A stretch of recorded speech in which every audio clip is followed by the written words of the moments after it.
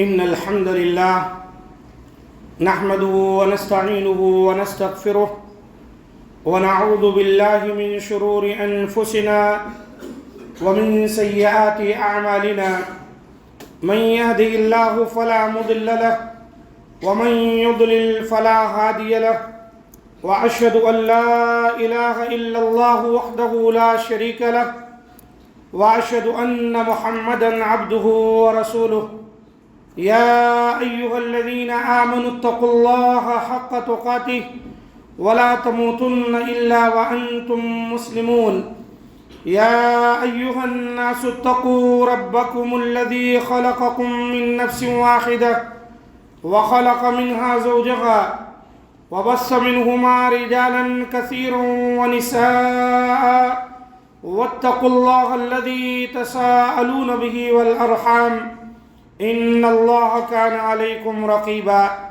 يا أيها الذين آمنوا اتقوا الله وقولوا قولا سديدا يصلح لكم أعمالكم ويغفر لكم ذنوبكم ومن يطع الله ورسوله فقد فاز فوزا عظيما أما بعد فإن خير الحديث كتاب الله وخير الهدي هدي محمد صلى الله عليه وسلم وشر الأمور محدثاتها وكل محدثة بدعة وكل بدعة ضلالة وكل ضلالة في النار. قال الله تبارك وتعالى في القرآن المجيد والفرقان الحميد فأعوذ بالله السميع العليم من الشيطان الرجيم من همزه ونفخه ونفثه بسم الله الرحمن الرحيم. قل يا عبادي الذين أسرفوا على أنفسهم لا تقنطوا من رحمة الله إن الله يغفر الذنوب جميعا إنه هو الغفور الرحيم. رب اشرح لي صدري ويسر لي أمري واحلل عقدة من لساني يفقه قولي رب زدني علما ربنا لا علم لنا إلا ما علمتنا إنك أنت العليم الحكيم.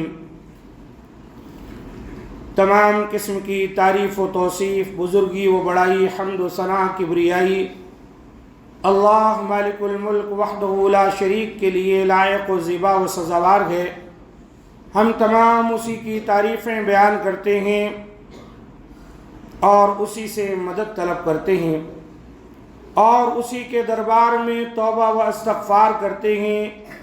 اپنے نفس کی شرارتوں بدعمالیوں سے اسی اللہ کی پناہ طلب کرتے ہیں. یقیناً جسے وہ اللہ راہ ہدایت دے اسے کوئی گمراہ نہیں کر سکتا اور جسے اللہ تعالی گمراہ کر دے اسے کوئی ہدایت دینے والا نہیں ہے. میں اس بات کی گواہی دیتا ہوں کہ اللہ کے سوا کوئی معبود حقیقی نہیں، معبود برحق نہیں، وہ اکیلا ہے، وحدہ لا شریک ہے. اور اس بات کی بھی گواہی دیتا ہوں کہ محمد صلی اللہ علیہ وآلہ وسلم اللہ کے بندے اور اس کے رسول ہیں صلی اللہ علیہ وآلہ واصحابہ اجمعین. نبی معظم صلی اللہ علیہ وآلہ وسلم کی عادت مبارکہ تھی کہ اپنے تمام خطبوں میں یہ بات ضرور ارشاد فرمایا کرتے تھے فَإِنَّ خَيْرَ الْحَدِيثِ كِتَابُ اللَّهِ فَإِنَّ خَيْرَ الْحَدِيثِ كِتَابُ اللَّهِ یعنی سب سے بہترین بات اگر اس روئے زمین پر کوئی ہے تو وہ اللہ کی بات ہے، اللہ کا کلام ہے، قرآن مجید ہے. اور آپ فرماتے وَخَيْرَ الْهَدِي هَدِيُّ مُحَمَّدٍ صلی اللہ علیہ وسلم، اور بہترین راستہ، بہترین طریقہ اگر کوئی ہے یعنی جس پر چل کر ایک شخص کامیاب ہو سکتا ہے وہ راستہ محمد صلی اللہ علیہ وآلہ وسلم کا چھوڑا ہوا راستہ اور طریقہ ہے. آپ صلی اللہ علیہ وآلہ وسلم اپنی امت کو ان الفاظ میں خبردار فرمایا کرتے تھے کہ وَشَرَّ الْأُمُورِ مُحْدَثَاتُهَا، دین اسلام کے نزدیک سب سے بدترین کام اگر کوئی ہے تو وہ ہے کہ جو لوگ نئے طریقے سے ایجاد کر لے. معنی ہے کہ دین اسلام میں ایک طریقہ گھڑ لیں ثواب سمجھ کر. اللہ کے رسول فرماتے ہیں وَكُلَّ مُحْدَثَةٍ بِدْعَةٍ، یہ نیا طریقہ جو انہوں نے ایجاد کیا ہے، یہ جو شریعت سازی کی ہے، یہ دراصل بدعت ہے۔ وَكُلَّ بِدْعَةٍ ضَلَالَةٍ، اور ہر طرح کی بدعت گمراہی ہے، چاہے وہ بدعت حسنہ کہا جائے چاہے اسے بدعت سیئہ کہا جائے۔ یہ بدعت حسنہ اور بدعت سیئہ کے نام سے دراصل ایک چور دروازہ شریعت سازی کا کھولا گیا ہے، جبکہ اللہ کے رسول کا فرمان کیا ہے؟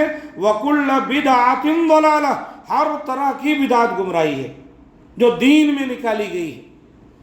اور پھر آپ فرماتے وَكُلَّ ضَلَالَةٍ فِي النَّارِ، اور جب انسان گمراہ ہو گیا تو پھر وہ جہنم میں گرتا ہے۔ گمراہی انسان کو جہنم میں پہنچا دیتی ہے، العیاذ باللہ۔ اللہ تعالی ہم تمام کو گمراہیوں سے، ضلالت سے محفوظ رکھے اور جہنم کی آگ سے بھی محفوظ رکھے۔ معزز سامعین کرام، آج کے خطبہ مسنونہ کے بعد میں نے آپ کے سامنے سورۃ الزمر کی آیت نمبر 53 کی تلاوت کی ہے۔ اس آیت مبارکہ کے اندر اللہ تعالیٰ نے فرمایا قُلْ يَا عِبَادِيَ الَّذِينَ أَسْرَفُوا عَلَىٰ أَنفُسِهِمْ، اے نبی آپ کہہ دیجئے میرے بندوں سے جنہوں نے اپنے آپ پر ظلم کیا ہے، جنہوں نے اپنی جانوں پر زیادتی کی ہے، گناہ کر کے، ان کو چاہیے کہ لا تقنطوا من رحمت اللہ، آپ کہہ دیجئے وہ اللہ کی رحمت سے مایوس نہ ہو۔ گناہ کرنے کے بعد اللہ کی رحمت سے مایوس نہ ہوں۔ ان اللہ یغفر الذنوب جمیعا، اللہ تعالیٰ تمام کے تمام گناہوں کو بخش دیتا ہے۔ انہ هو الغفور الرحیم، یقیناً وہ اللہ بڑا بخشنے والا، بڑا ہی مہربان ہے۔ اس آیت مبارکہ کے اندر اللہ تعالیٰ نے اپنے گنہگار بندوں کو ایک روشنی کی کرن دکھائی ہے۔ گناہ کرنے کے بعد انسان پر ایک مایوسی چھا جاتی ہے اور وہ کبھی افسوس میں ہوتا ہے، اپنے گناہوں کے ڈر سے خائف رہتا ہے۔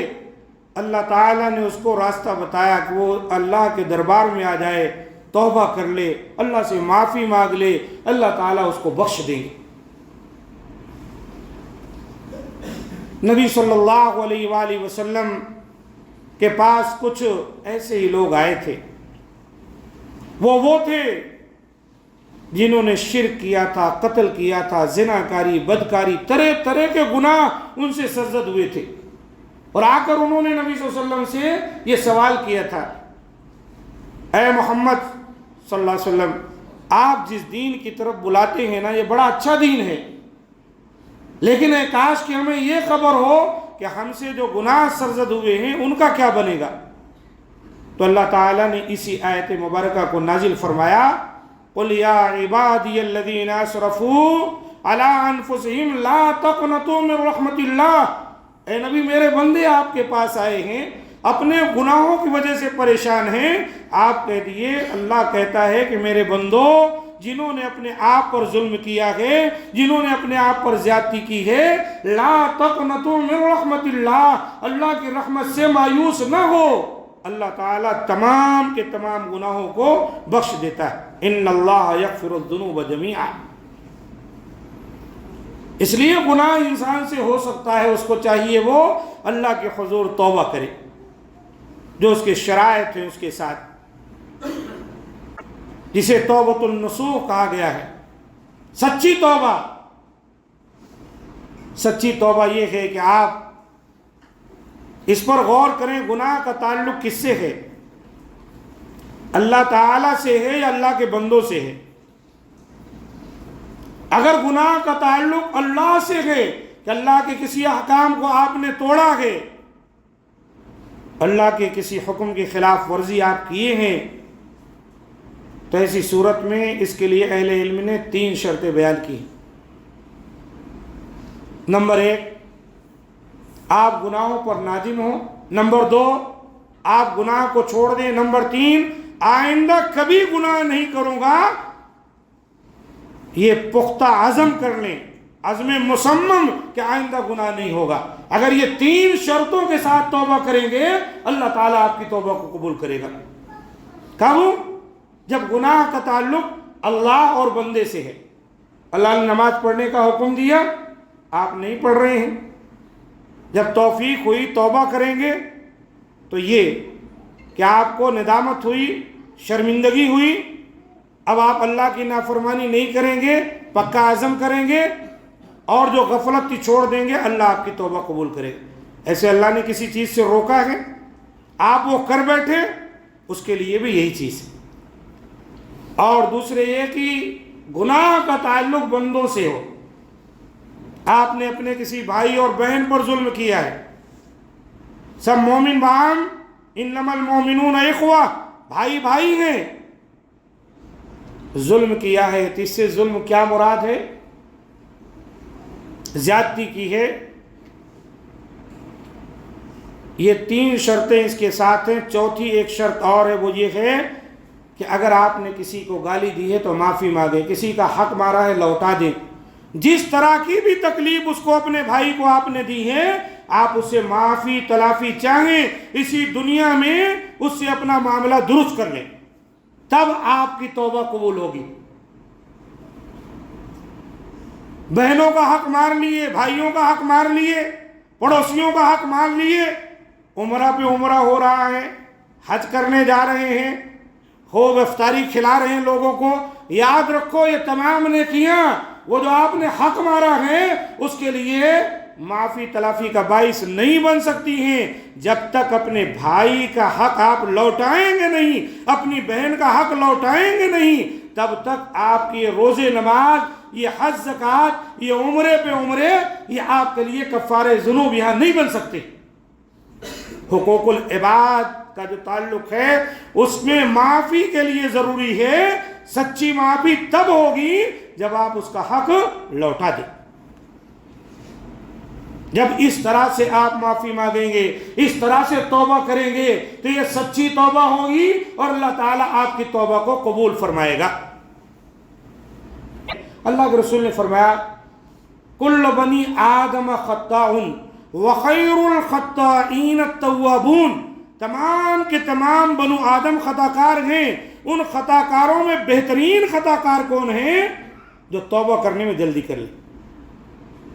قرآن کا مطالعہ کریں گے تو 2 باتیں آپ کے سامنے آئیں گی، ایک خطا حضرت آدم سے ہوئی اور وہ اپنے رب کے سامنے رجوع ہوئے، معافی چاہے، اللہ نے بخش دیا۔